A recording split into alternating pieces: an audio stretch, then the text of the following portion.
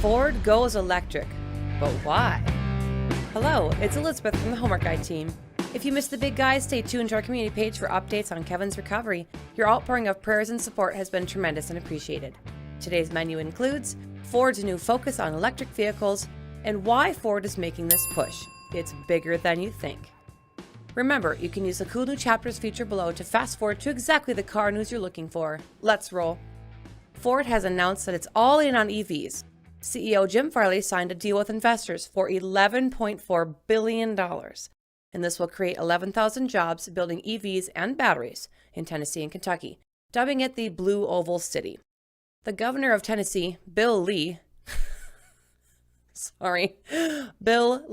has even committed to building a trade school at Blue Oval City to train these new specialized workers. Great.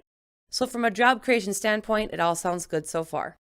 Farley has only been CEO of Ford since last year, and he has tripled Ford's spending on electrification and forged major partnerships for battery production right here in the USA.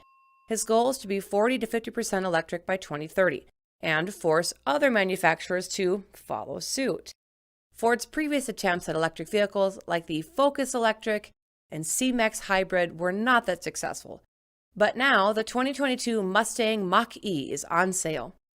There are 4 models available. Starting MSRP is $42,895 for the Select model, not including the $7,500 federal tax credit, which is more or less a government mail-in rebate, making the actual cost only $35,395. Select's range is 230 miles, it's a rear-wheel drive, and goes 0 to 60 in 5.2 seconds. Next up is the California Route 1. Starting MSRP is $50,400 before the tax credit. This rear-wheel drive vehicle has an extended range of 305 miles. It does take 6.1 seconds to get 0 to 60. Premium starts at $47,600 before credit, 300-mile range, 0 to 60 in 4.8 seconds. The top dog, the 2022 Mustang Mach-E GT, can achieve 0 to 60 in 3.5 seconds. Range is still 270 miles, and it features 480 horsepower and a torque of 600. The onboard technology for new Fords is called Sync 4A, a proprietary Ford system found in the new F-150s, Mustang Mach-E's, Broncos, and the Lincoln Nautilus.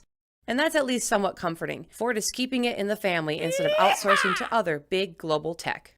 Coming next year is the F-150 Lightning, Ford's electric truck, which already has 150,000 reservations.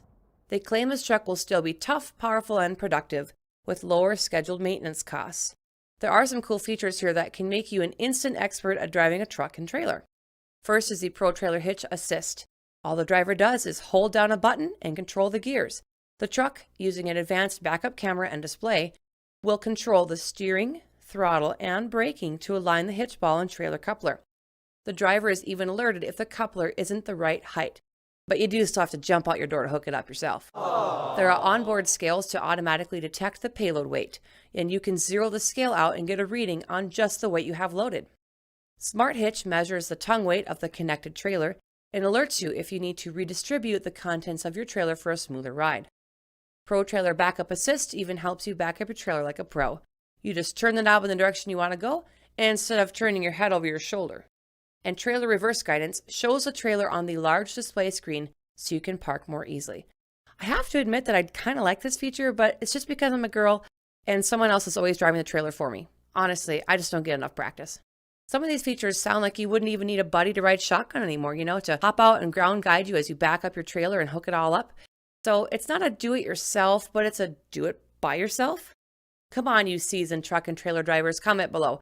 Would you enjoy these extra features, or is it just fluff for these young pups and girls like me who need help with trailering? Now, full disclosure, I live in a state where most women actually drive trucks and trailers, and they're dang good at it. So all you cowgirls out there, you rock. Now, in case you're wondering who Ford CEO Jim Farley gets all of his ideas from, and why Ford is headed where it's headed with electrification, you need to know who sits next to him on the Commission of the Future of Mobility.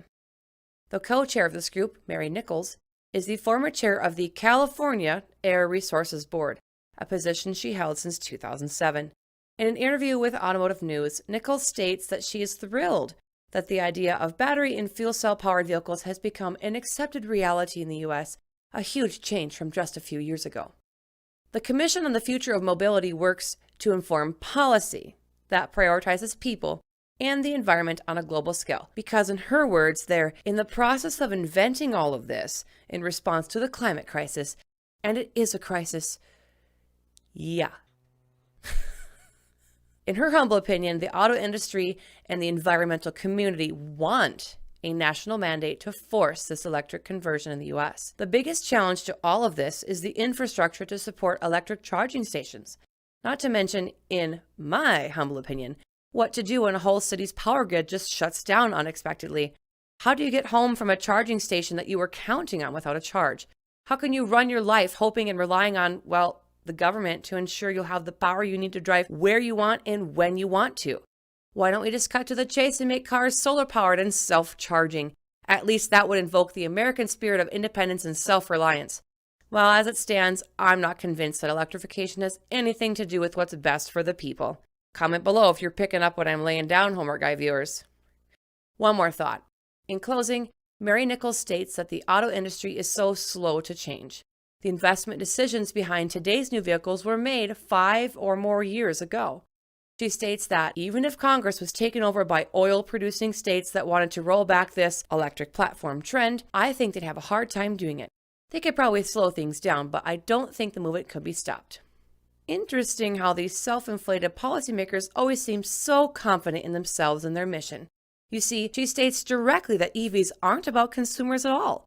It's about the movement, the cause, not making your life better, easier, safer, or less costly.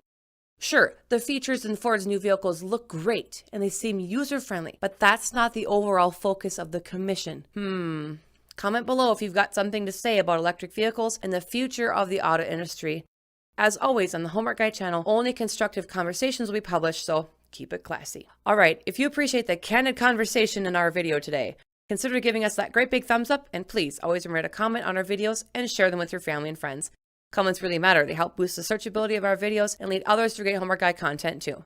The entire Homework Guy team is here to represent you, the car buyer, and that's what we love to do. Thanks everyone for coming back. We'll see you on our next video. As Kevin always says, you guys rock. I'm the amazing Elizabeth. Gotta go.